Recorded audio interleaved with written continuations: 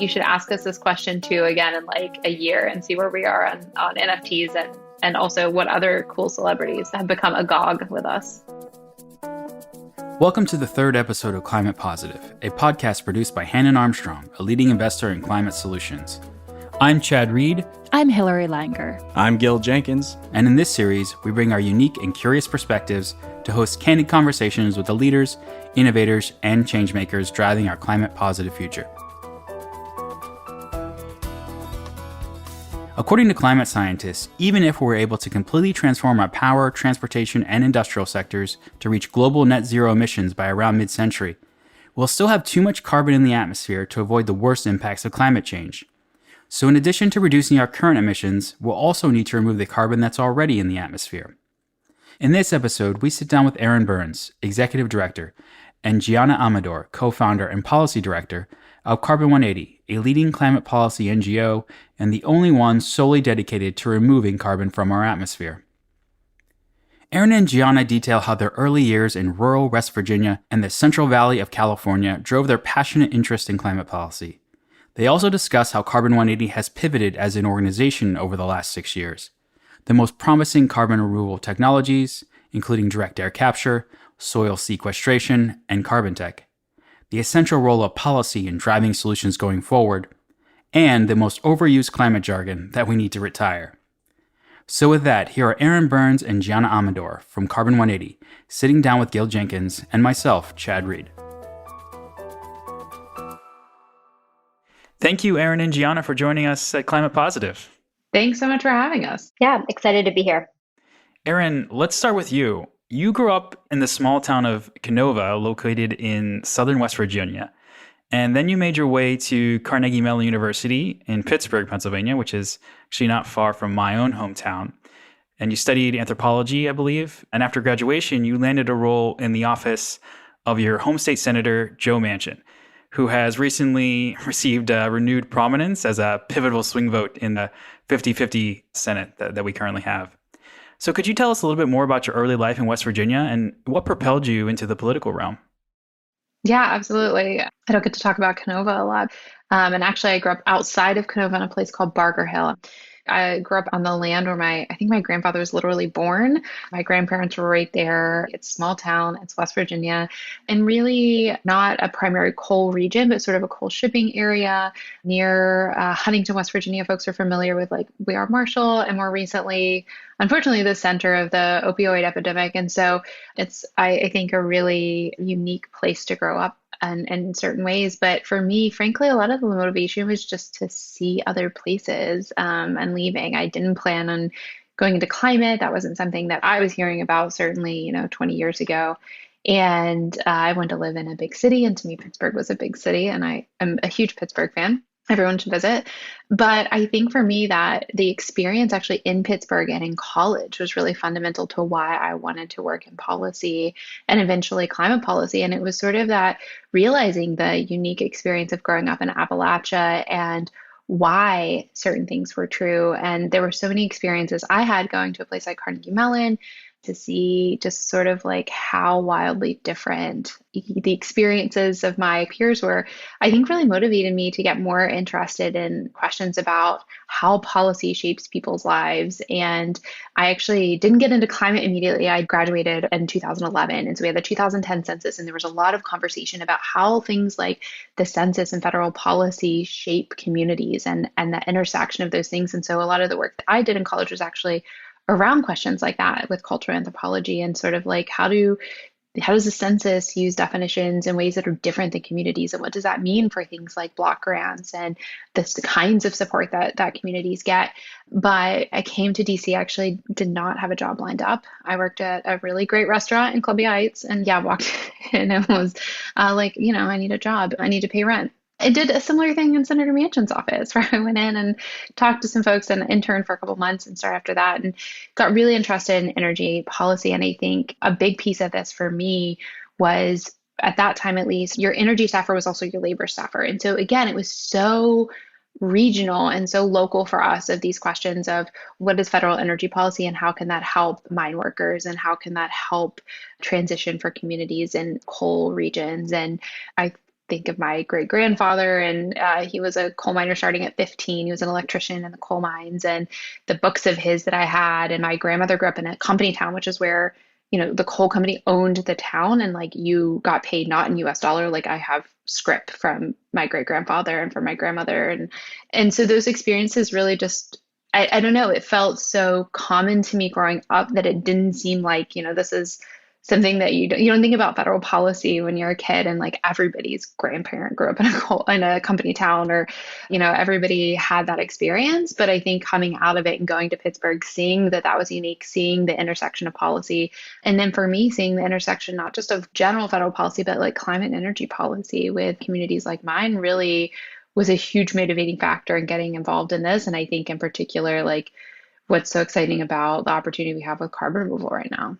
Yeah, it's actually interesting. My great grandfather was also in the coal industry, and he had some illnesses later in life, and the coal companies didn't really take care of them, at least not him. And it's really unfortunate that that's happened.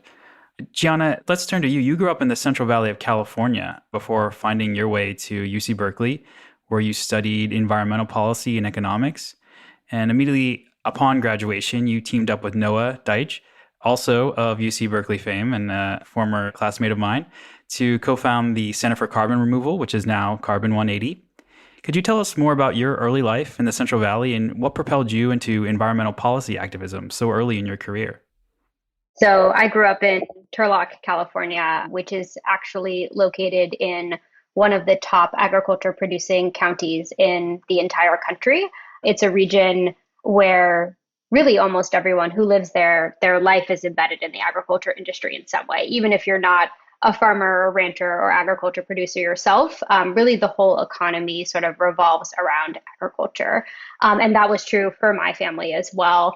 When I was in high school, and I guess even before that, I was very involved in 4-H and Future Farmers of America, which are both groups that really focus on preparing, students or young people for careers in the agriculture industry. And I think through that experience, I learned a lot about the challenges that the agriculture industry is facing and the challenges that rural communities are facing. And I think what sort of stood out to me in those situations was really questions around sustainability. And I think in particular, being in the California Central Valley, water is a huge issue. When you drive down the highway of like the California 99, you see these signs that say like Congress created Dust Bowl. And those are very much relics of like 2008. But I think really ingrained for me from the beginning was the way that farmers have a very, very close and connected relationship to our land and to our climate, and one that makes them actually really vulnerable to the impacts of climate change.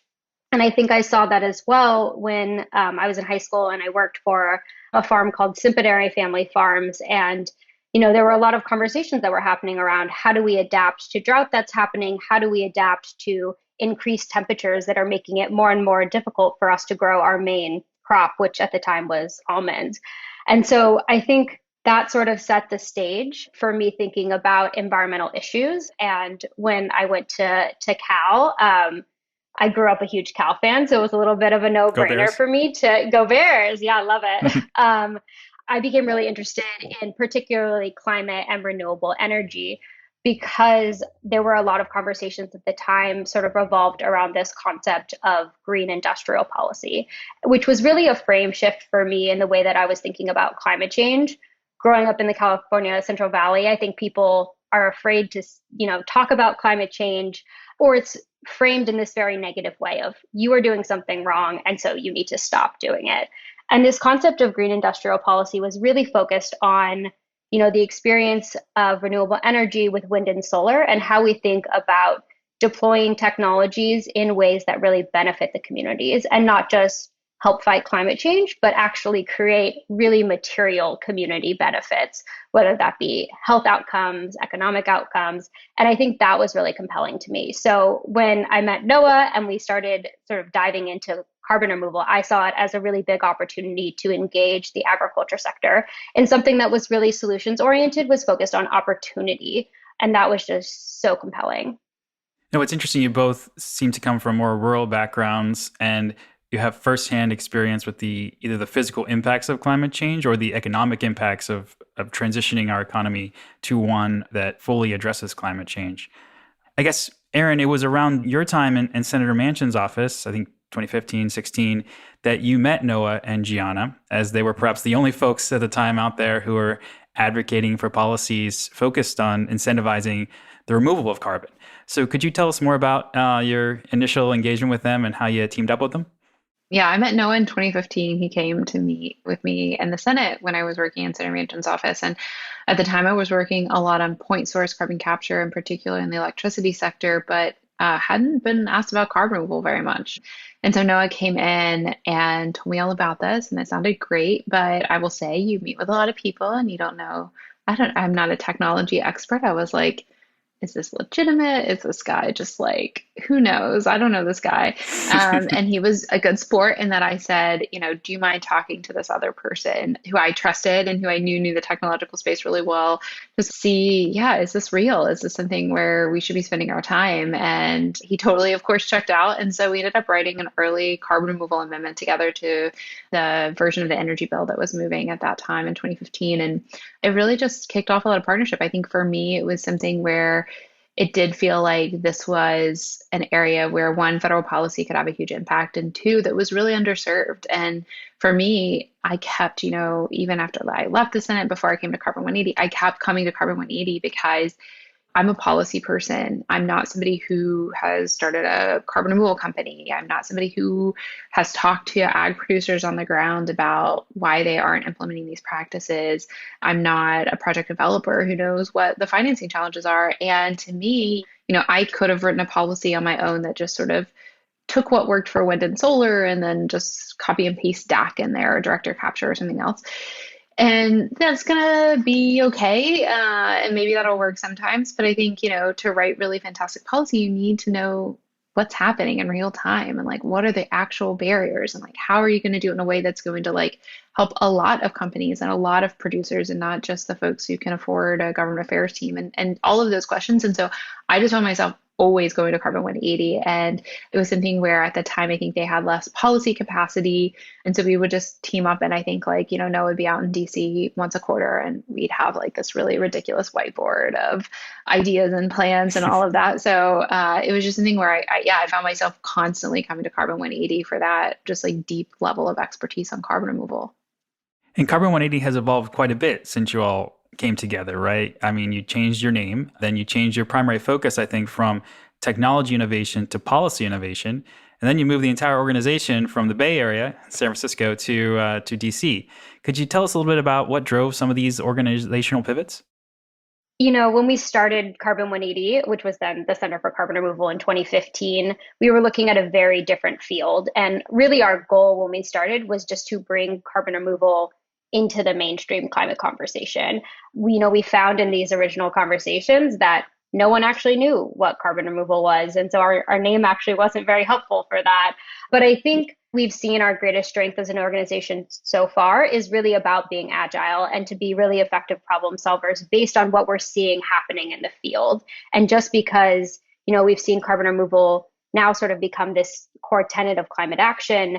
And I think to Erin's point earlier, we did a lot of work with technology developers, project financiers, academics who work in this space. And I think what we heard from those people over and over is that policy was sort of the key enabling factor that would really help bring these solutions to scale. So we saw policy as that huge lever for change and sort of just continuously moved our work towards those goals. And from the outside, maybe it seems like sort of more dramatic organizational pivots, but I think it's really been an evolution towards using policy as our core lever for change, while also keeping our connection to, our academic roots, to the innovation and entrepreneurship that's happening in Silicon Valley, which really, I think, provides a strong foundation for making sure that we make really, really strong and effective policy. Yeah, and actually, part of the reason we see such an opportunity in policy is because of that early work that they did that was coming to people like me and others and saying, this is what carbon removal is,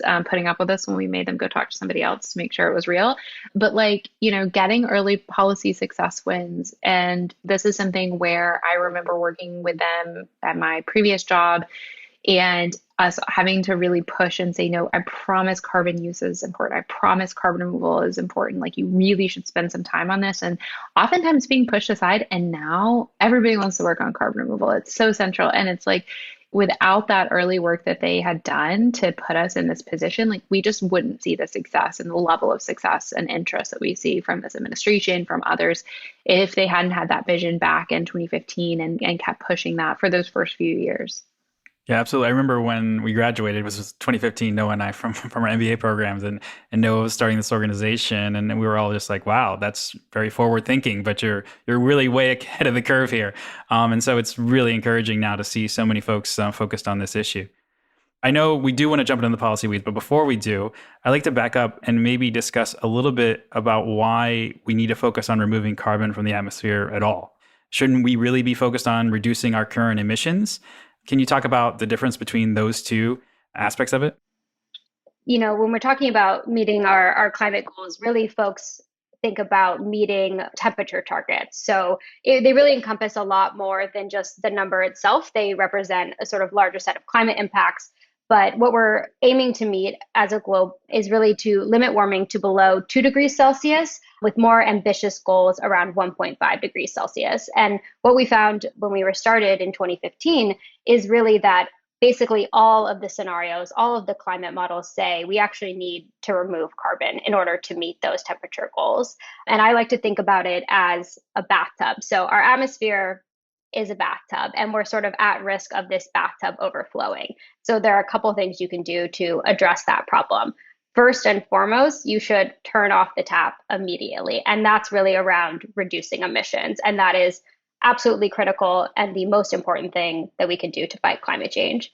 At the same time, should probably get a mop and clean up the water that's on the floor. And that's really about adaptation. So, like, how do we deal with the effects that we're already seeing today? And then this third piece is really about how do we increase the capacity of the drain? So through our natural carbon cycle, we know that natural ecosystems, as biological systems, as well as geologic systems, naturally remove carbon. But are there ways that we can speed up those natural processes, bolster our carbon sinks, and remove that carbon? And so we're really focused on that drain piece because we know it's a critical part of climate action. And because we've actually delayed climate action for so long, it's even more and more critical that we develop these solutions. I love that analogy, and you actually explained it better than I've ever heard it explained. So thank you for that. Thanks. And so, but wasn't carbon capture first used by the fossil fuel industry itself for enhanced oil recovery? So how do we think about the sort of technology whereby we're putting a carbon capture device on top of a smokestack to avoid emissions that otherwise would have gone into the atmosphere, versus other carbon removal technologies that actually suck carbon from the atmosphere, either naturally or through some technological process, and then store it or use it for some other purpose? How do we think about the differences between those two? Yeah. So I mentioned before I was working on carbon capture, and it's so interesting to hear how folks perceive the role of the fossil fuel industry in things like point source carbon capture, because I think for a long time we were like, maybe we can get them to like this, or maybe we can get political support from them for this. And that was not what was happening. And in fact, if you look back at things like the 45Q tax incentive, or you look at CCS bills, carbon capture bills before 2015, they're Democratic bills. This was not something that, I will say, fossil fuel industry folks were coming to Manchin's office and me and saying, support CCS. These were people coming in and saying, like, maybe CCS can play a role in meeting climate goals. Like, this is a climate technology. I'll say also, most enhanced oil recovery, most of that actually happens with naturally occurring CO2. So CO2 can be mined. There are natural domes of CO2. You can mine it, use that CO2 for enhanced oil recovery.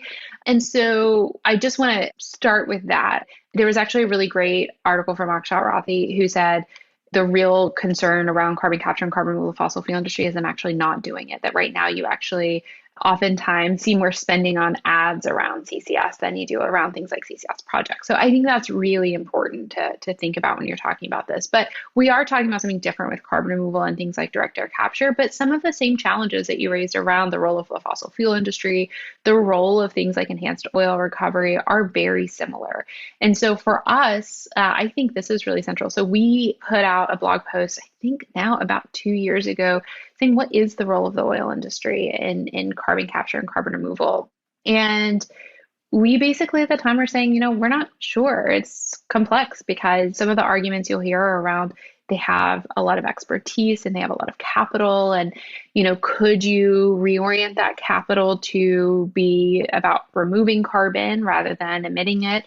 But then on the other hand, and this was before our environmental justice initiative launched, but you'll see a lot of similar questions. But oil companies have committed human rights violations. They spend a ton of money stopping climate action. And so, what does it look like to build that trust? Can you rebuild that trust? And what role should they have? And so, I think for us, those continue to be really central questions. And I mentioned this, but a little over a year ago, we launched our environmental justice initiative, and our deputy director for policy, Ogad Kosar, leads that work. But we're currently developing an organizational position on enhanced oil recovery. And I think for us, it gets to the core of this of, we talk a lot about the need for this for climate and about the CO2 reduction piece of this, but it's really essential for us that we think about deploying carbon removal in ways that are good for communities, that are good for people, that redress environmental injustices.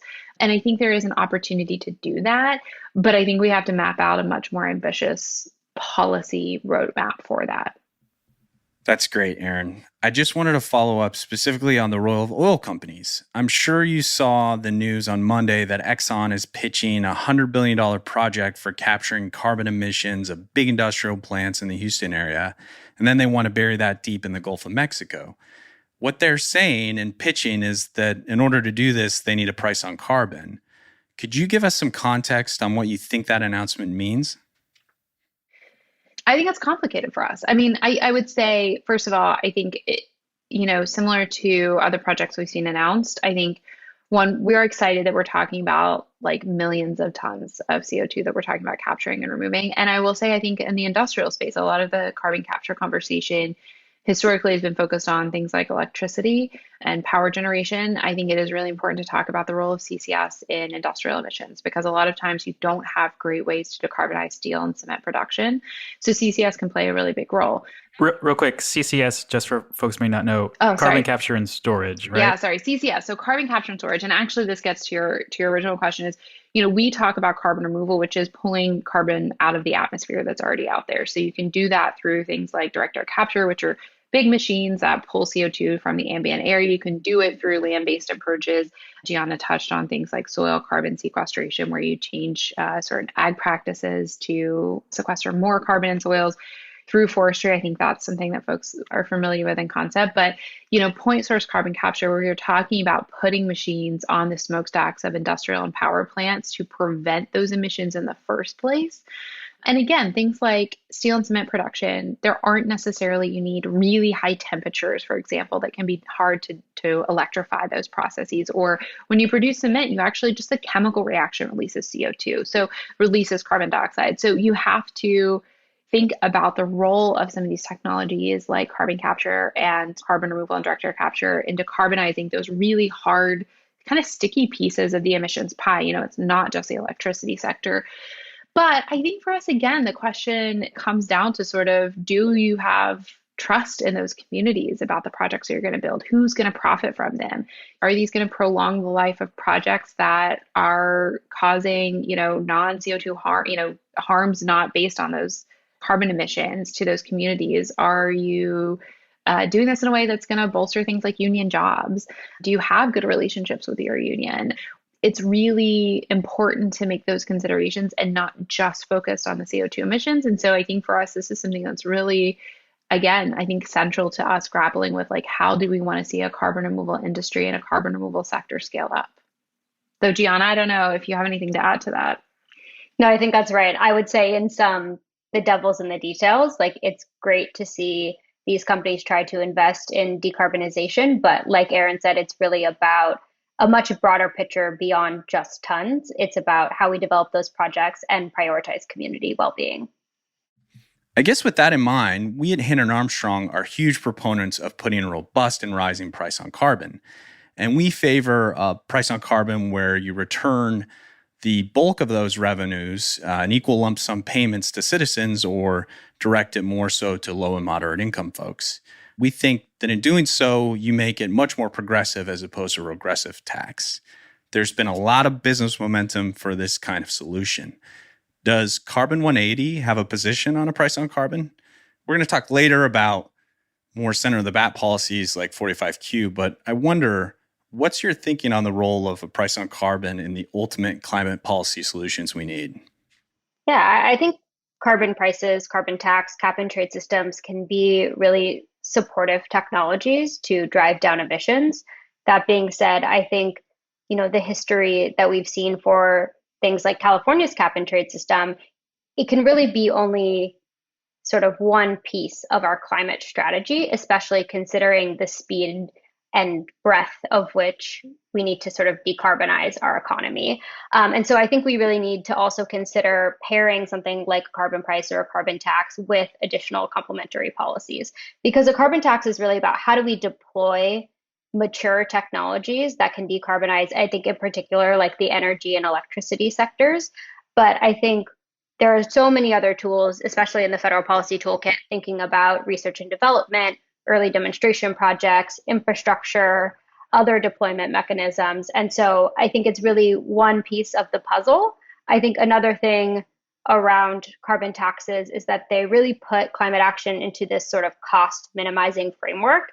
And I think personally, what I've seen get more traction is really thinking about how can we maximize the benefits from climate action, which is sort of this shift that we're seeing with a lot of the conversations around the Green New Deal. Is like, how do we pair climate solutions with a lot of our other goals around public health, strong economies, again, good community well-being, and we're able to sort of craft some of these other policy levers with those goals in mind.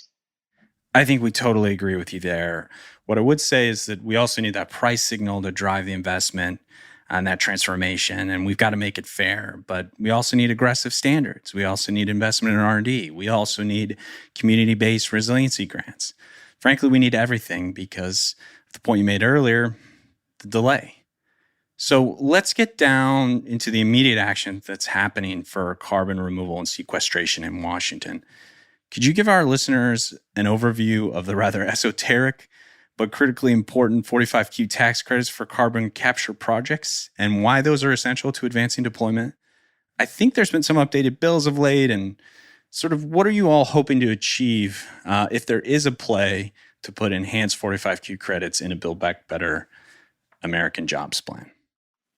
So 45Q tax incentives, these are something that have been around for a pretty long time, but back in 2018, there was an update. And 45Q, by the way, is a reference to the tax code. So there's like 45J and 48C, and these are different references to the US tax code. So 45Q is a tax incentive that in 2018 was updated with a few really important things.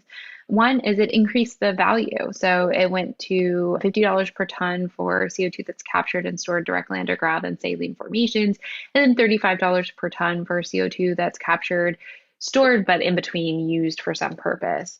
And then it made some changes to thresholds. So how big does your plant need to be to qualify? So how many tons of CO2 are you capturing each year to qualify? Some of the limits were a little too high for things like industrial. I mentioned before that carbon capture had been really focused on the power sector, less on the industrial sector. Industrial applications, especially certain kinds of them, tend to be smaller projects. So it lowered the threshold for how big those projects had to be. It made some changes so that you had more flexibility with sort of like if you had tax liability or not, or, if maybe a partner in the project could have tax liability. And then the thing that we were really excited about, and that I give 95% of the credit to Carbon 180 before I was there, is around including direct air capture for the first time and including carbon utilization outside of enhanced oil recovery for the first time. This previously was not something that direct air capture developers could take advantage of. That changed in February of 2018, those updates to it. And again, that was, I think, Carbon 180 basically single-handedly spending time in Congress and working with folks like Senator Whitehouse's office. So that was really pivotal, I think.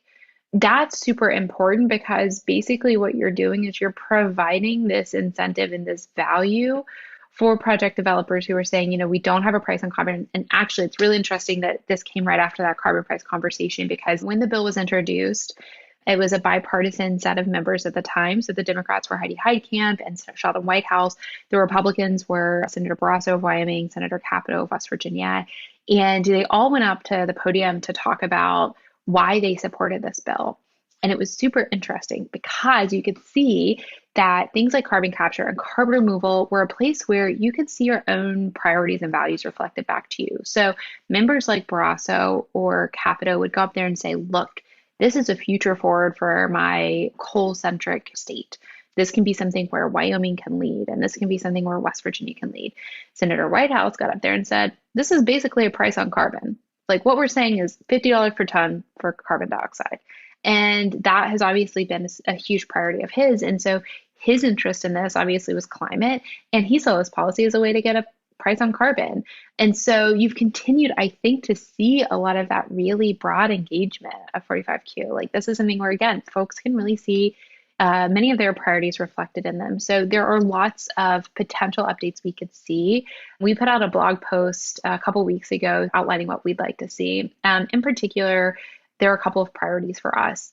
One is more money for direct air capture. So back in 2018 and before that, 2015 to 2018, we just needed to get DAC in there. Like this was in the explain what carbon removal is era.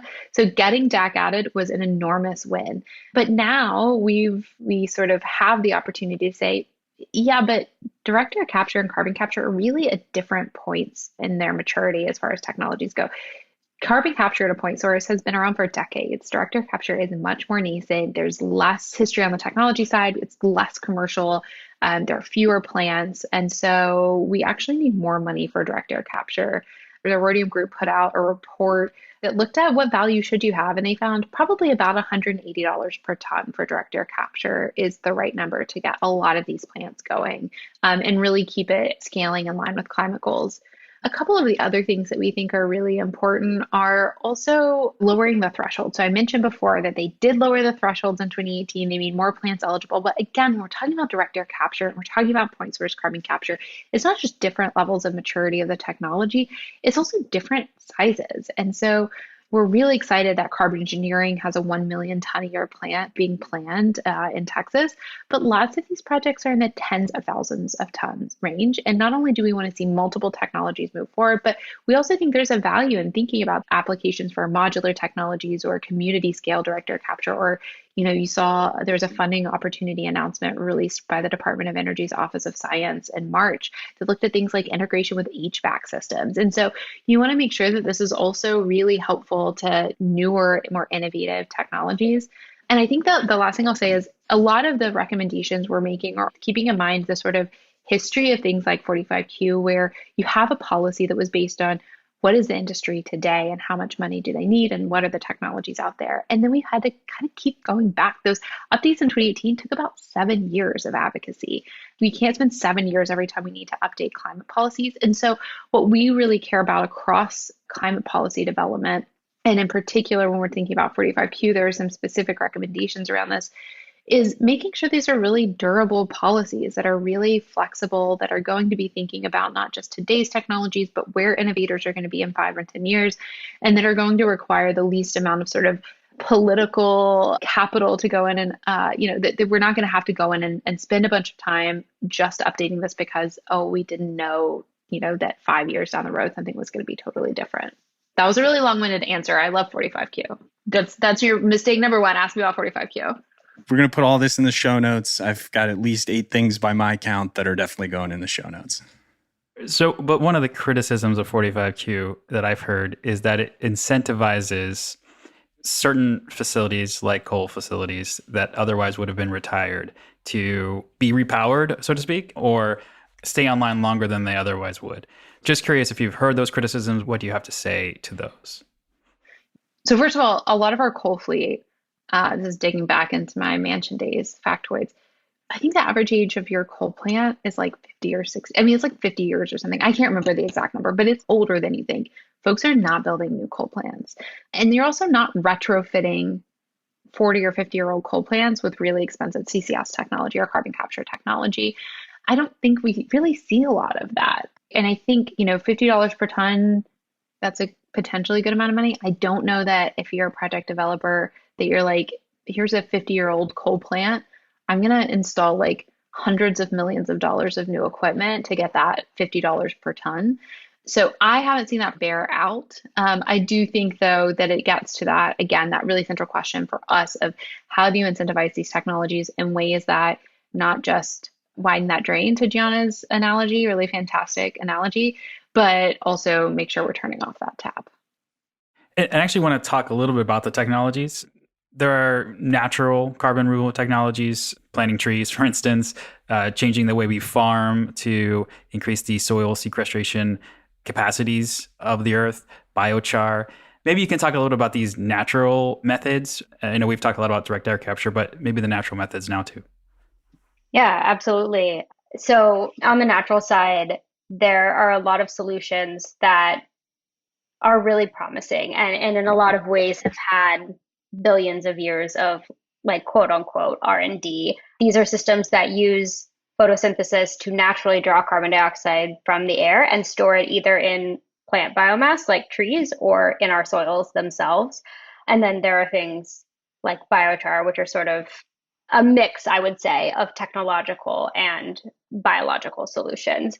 And there are actually a lot of advantages that come with these nature-based solutions. I think one, they're really low cost, and we have a lot of familiarity, in particularly on the forestry side, on reforesting and managing forests for carbon sequestration.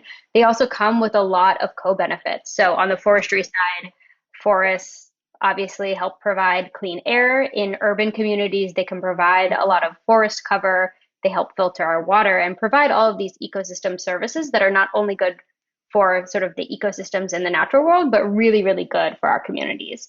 On the soil carbon side, the practices that farmers can employ to store carbon in their soils actually have a huge amount of on-farm benefits. They build soil health, they improve water filtration, they help build resilience to things like drought and flooding, which are huge problems across the United States today. And they also can, improve farmers' bottom lines. They can potentially improve yields, reduce the need for synthetic inputs. And so in a lot of ways, I think people refer to these nature-based solutions as sort of win-wins. Like we should do them for a multitude of reasons, including to help fight climate change. I think on the sort of flip of that, there are a lot of challenges that come with natural solutions around being able to ensure that we have durability of carbon in natural systems, especially thinking about, for example, in the West, the forest fires that we had last year. How do we make sure in the face of climate change that we're providing, one, durable incentives for land management so that people don't change practices and then change back the next year and just release all that carbon back in the atmosphere? But also, how do we manage these lands in a way that are really resilient to climate change? Because the climate impacts actually encourage a release of carbon, which sort of makes this really, really tough. Right. And then also there are carbon technologies out there that once you capture the CO2, often using direct air capture or some other mechanical way, that you actually use the CO2 and make products from it. Can you talk a little bit about these sorts of technologies and how they can contribute to the overall solution? I think for me, there are a couple of really exciting things about carbon tech. One is they can provide a market for the capture of carbon dioxide that's going to help you also deploy direct air capture. The other thing is that they can help, we talked a little bit about things like the industrial sector and places that are hard to decarbonize, like building materials, cement and concrete, fuels, and they can provide lower carbon alternatives. So we have a paper that we put out at the end of last year looking at how the federal government might be a purchaser for low carbon cement and concrete. And again, this is something where I think it's something like 8% of emissions come from cement and concrete. So here you have this opportunity where you can deploy technologies that help reduce industrial emissions, but you can also use those captured emissions to create low carbon alternatives. This is similar to things like, when we look at transportation and in particular things like aviation, there are a lot of challenges in decarbonizing it, but one thing you could do is capture carbon dioxide to create low carbon aviation fuels. And companies like LanzaTech have already been doing this. They partnered with Virgin. They flew a plane from Orlando to London using CO2-based fuels. And then I think the other thing I'll mention about this that's really exciting, and I think hits on several of the points we've talked about, and thinking about how do you deploy these technologies and practices in ways that are good for communities, create good paying jobs, good paying union jobs, is we did a market sizing report back in 2018 looking at the total available market for carbon tech goods and found that in the US alone, there's a $1 trillion total available market. So there's also this really big economic opportunity with carbon tech. Okay, so we're going to turn to our hot seat in a second, but I have to ask this question about an article I read about you all in the Atlantic last month. So for our listeners, the headline of this article was, quote, "Why Celebrities Are Agog Over This Tiny Climate Think Tank. A one-of-a-kind Washington nonprofit has become a hit with musicians selling crypto art." So could you explain this phenomenon of famous and influential celebrities selling their crypto art and pledging the proceeds to Carbon 180? Explain might be a high bar for what I'm about to do. And I think you'll see that reflected in the article. I will say we first found out that Grimes, so Grimes was, I think, really the first person to pledge funds to us. And I think we found out that she knew about us originally because we have an Instagram, Carbon 180 handle, and eBay tagged us and a partnership they were doing where she was creating this merchandise. This was before the NFT piece, and said the proceeds or some amount of proceeds, all the proceeds are going to Carbon 180. We were like, wow, okay, Grimes knows who we are. And then we find out about the NFT sale. And Grimes, I think Halsey, a couple of others have pledged these pieces. And I think we don't know why Carbon 180 in particular was of interest. But, I think that this is something where folks are really understanding. I think this is kind of reflective and part of like carbon removal as a whole becoming more mainstream, that folks are realizing that the complexities around things like NFTs and other ways in which we like move around in the world have climate impacts, and that they want to make sure that when they're thinking about what they're doing, that they're also supporting work like ours to reduce emissions. So it's been interesting, all this attention come down from a lot of these celebrities and being wrapped up sort of in navigating in real time the questions, the very real questions around NFTs and climate impacts and what that means. So it's been an experience. You should ask us this question too again in like a year and see where we are on NFTs and also what other cool celebrities have become agog with us. All right, let's turn to the hot seat.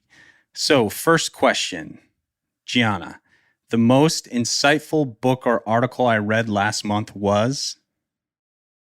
There was an article in Politico, particularly about some of the challenges that environmental NGOs face when engaging with environmental justice orgs, and a lot of the history behind climate philanthropy, racial justice, environmental justice, and how we just need to do a lot better moving forward. And I feel like that was definitely very impactful in sort of the way that Carbon 180 is thinking about taking advantage of this moment. Yeah, I saw that too. It was a powerful history of all the important issues that we need to tackle. Erin, same question. The most insightful book or article I read last month was? The Atlantic article. Okay, the Atlantic article. Very good. Yes, appropriate. Okay, Erin, next one. If you really knew me, you would know. If you really knew me, you know that I've been secretly knitting while we talk. That's great.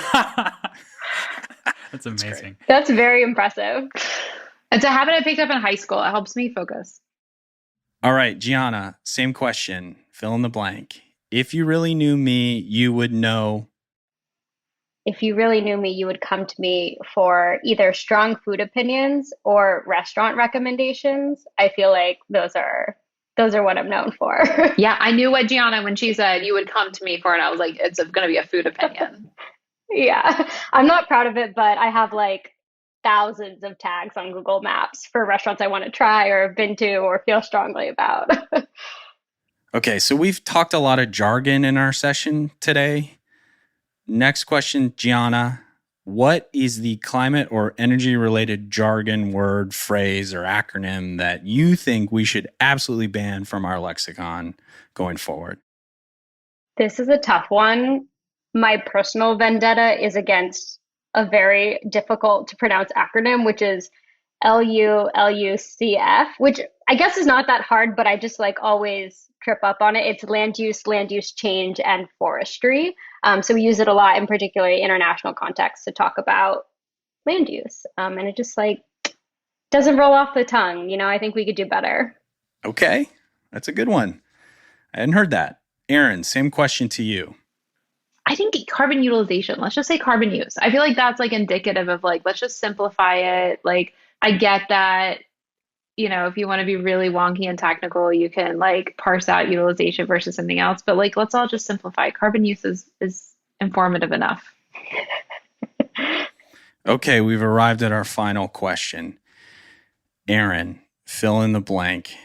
To me, climate positive means taking a broader approach to sort of policies that move us towards those climate goals that Gianna outlined when we were talking about the sort of how carbon removal fits into this. In the bathtub analogy, is climate positive is all of those policy pathways that we can take to move towards those climate goals. awesome. Gianna, same question. To me, climate positive means For me, climate positive is really around optimism for climate solutions. I think that's something that's been a little bit of a thread throughout this conversation is we have so many tools in our toolkit to fight climate change. And now we just got to do the hard work to develop them and deploy them and do so in a way that really builds a better world, in addition to helping solve climate change. well said. And we need more of that. Well, I want to thank you both, Erin and Gianna, for coming to Climate Positive. This was a really fun discussion. We are huge fans of what you're all doing at Carbon 180. And let's work together to drive some great policy outcomes in the months ahead. Thank you both for joining us. Thanks so much for having us. Thank you so much. Climate Positive is produced by Hannah Armstrong. Tell us what you thought about the conversation. You can send us show ideas by tweeting at us at Hannah Armstrong or send us a note at climatepositive@hannaharmstrong.com. If you like the show, feel free to give us a rating or share with a friend. It helps others learn about the show and our climate positive mission. I'm Chad Reed, and this is Climate Positive.